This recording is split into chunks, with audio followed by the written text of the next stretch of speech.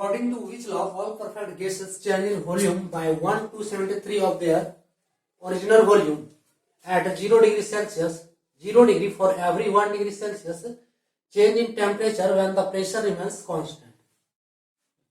Option A, Joule's law, B, Boyle's law, C, Gay-Lussac law and D, Charles law. Hello dears, ये JEE-MCQ है और इसे SSC JEE 2007 में पूछा गया है। क्वेश्चन को SSC JEE 2007 में पूछा गया और इस टाइप का क्वेश्चन एक बार 17 में भी आया था और 19 में भी इस टाइप का क्वेश्चन आया था, जो कि थर्मोडायनेमिक्स से है। किससे है? थर्मोडायनेमिक्स से। और इस टाइप का क्वेश्चन जो है जनरल साइंस में भी पूछा जाता है, क्योंकि ये बेसिक क्वेश्चन है। क्वेश्चन ये है कि सबसे पहले यहां ध्यान दीजिए कि when the pressure remains constant, ठीक है, when the pressure remains constant यानी कि जब प्रेशर कांस्टेंट हो, ठीक है, जब प्रेशर में वेरिएशन नहीं हो, प्रेशर रिमेन्स कांस्टेंट में जब प्रेशर में वेरिएशन नहीं हो तो टेम्परेचर को 1 डिग्री सेल्सियस चेंज करने पे वॉल्यूम में भी चेंज होता है। ठीक है, सो यानी कि ये क्वेश्चन डायरेक्टली कह रहा है कि जो वॉल्यूम है वह टेम्परेचर का प्रोपोर्शनल है। ठीक है, वॉल्यूम जो है टेम्परेचर का डायरेक्टली प्रोपोर्शनल है एट अ कांस्टेंट प्रेशर, जब प्रेशर क्या है? कांस्टेंट रहता है। तो ये लॉ जो है किसके द्वारा दिया गया, यही बताना।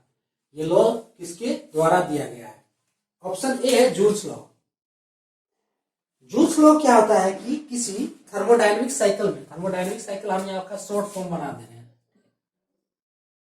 ये इस टाइप का जो साइकिल है, ठीक है, ये थर्मोडायनेमिक साइकिल हो गया कि इसका इनिशियल और फाइनल पॉइंट क्या है? सेम होता है। ये क्या थर्मोडायनेमिक, तो किसी थर्मोडायनेमिक साइकिल में हीट सप्लाइड इक्वल्स टू होता है वर्क ट्रांसफर, यानी कि according to Joule's law in a thermodynamic cycle, in a thermodynamic cycle summation of heat transfer is equals to होता है समेशन ऑफ वर्क ट्रांसफर, यानी कि summation of Q transfer is equals to summation of W transfer. Summation of क्या है? W transfer. और ये कौन सा लॉ है? इसे कहते हैं जूल्स लॉ। ये कौन सा लॉ किया? जूल्स लॉ कहते हैं। ऑप्शन बी है बॉयल्स लॉ। बॉयल्स लॉ क्या है कि बॉयल्स लॉ हमें बताता है कि एट ए कांस्टेंट टेम्परेचर, ठीक है, एट ए कांस्टेंट टेम्परेचर किसी गैस के लिए जिसका मास दिया हुआ है, for a given mass of a gas at a constant temperature pressure is directly proportional to 1 by volume, यानी कि ये कह सकते हैं कि प्रेशर जो है वो इनवर्सली प्रोपोर्शनल होता है वॉल्यूम के। ठीक है, ये होता है बॉयल्स लॉ। बॉयल्स लॉ क्या कहता है? For a given mass, for a given mass of a gas, ठीक है, किसी गैस के गिवन मास के लिए at a constant temperature, at a constant temperature pressure क्या होता है? इनवर्सली प्रोपोर्शनल होता है वॉल्यूम के। प्रेशर इनवर्सली प्रोपोर्शनल टू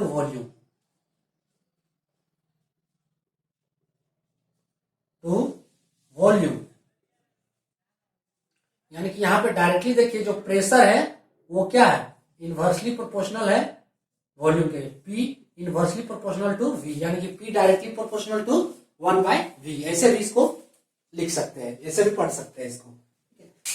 सो ये बॉयल्स लॉ क्या है? फॉर ए गिवन मास, यानी कि किसी गैस के जिसका मास दिया हुआ हो, ठीक है, तो उस स्थिति में उसका जब टेम्परेचर कांस्टेंट हो, एट ए कांस्टेंट टेम्परेचर, तो प्रेशर क्या है? इनवर्सली प्रोपोर्शनल होता है वॉल्यूम के, यानी कि P inversely proportional to V। ठीक है, ये है बॉयल्स लॉ। अब है गै-लुसाक लॉ। गै-लुसाक लॉ को पीटी लॉ भी कहते हैं, प्रेशर टेम्परेचर लॉ भी कहते हैं इसे, प्रेशर टेम्परेचर लॉ। ठीक है, इस लॉ में क्या होता है, जब किसी, फिर यही for a given mass of a gas, ठीक है, किसी गैस का जिसका मास दिया हुआ है, सो उस स्थिति में इसमें क्या होगा, वॉल्यूम कांस्टेंट होगा, ठीक है, for a given mass of gas at constant volume, at constant volume, इसमें क्या होगा, वॉल्यूम कांस्टेंट होगा। तो उस स्थिति में प्रेशर क्या है, डायरेक्टली प्रोपोर्शनल होता है टेम्परेचर के। उस स्थिति में क्या होगा, जब वॉल्यूम कांस्टेंट रहेगा तो उस स्थिति में प्रेशर क्या है, डायरेक्टली प्रोपोर्शनल होता है टेम्परेचर के, और ये है गैलुजेक लॉ। नेक्स्ट है चार्ल्स लॉ। चार्ल्स लॉ क्या कहता है कि for a given mass of a gas, ठीक है, जब किसी गैस का मास दिया हुआ हो तो उस स्थिति में चार्ल्स लॉ कहता है कि जब मास उसका दिया है तो जब प्रेशर कांस्टेंट रहेगा, at a constant pressure, at constant pressure, constant pressure, constant pressure, volume जो है, वॉल्यूम डायरेक्टली प्रोपोर्शनल होता है टेम्परेचर के। वॉल्यूम डायरेक्टली प्रोपोर्शनल क्या होता है, टेम्परेचर के, यानी कि इसको हम अगर आगे बढ़ाएंगे तो V इक्वल्स टू क्या हो जाएगा, KT, ठीक है, कांस्टेंट आएगा, एक प्रोपोर्शनल का साइन को हटाएंगे हम तो, so V by T equals to K, और लिख सकते हैं V1 by T1 is equals to V2 by T2। और ये लॉ कौन सा लॉ है, इसे कहते हैं चार्ल्स लॉ, ठीक है, यानी कि चार्ल्स लॉ में क्या है, प्रेशर कांस्टेंट है और जो है वॉल्यूम क्या है, टेम्परेचर के डायरेक्टली प्रोपोर्शनल है, ठीक है। और जब इस इक्वेशन को हम आगे बढ़ाएंगे तो ये यहाँ पे प्रोपोर्शनल का साइन हटाएंगे तो K आएगा कांस्टेंट, यानी कि V1 by T1 equals to V2 by T2। और क्वेश्चन में यही पूछा गया है कि जब प्रेशर रिमेंस कांस्टेंट तो उसके टेम्परेचर में चेंज करने पे, ठीक है, टेम्परेचर में चेंज करते हैं तो उसका वॉल्यूम भी क्या होता है, चेंज होता है, ठीक है। सो ये कौन सा लॉ हो गया, ये हो गया चार्ल्स लॉ, यानी कि इसका आंसर क्या हो जाएगा, ऑप्शन डी। इसे कौन सा लॉ कहते हैं, चार्ल्स लॉ कहते हैं, कि at a for a given mass of a gas at a constant pressure, ठीक है, volume directly proportional to absolute temperature, V equals to KT और V by T equals to K और V1 by T1 equals to V2 by T2। So इसका correct option क्या हो जाएगा, option D, Charles law. तो ये था हमारा आज का topics, Joule's law, Boyle's law, Gay Lussac law and Charles law, और आज का हमारा ये क्वेश्चन। सो आज के लिए इतना ही।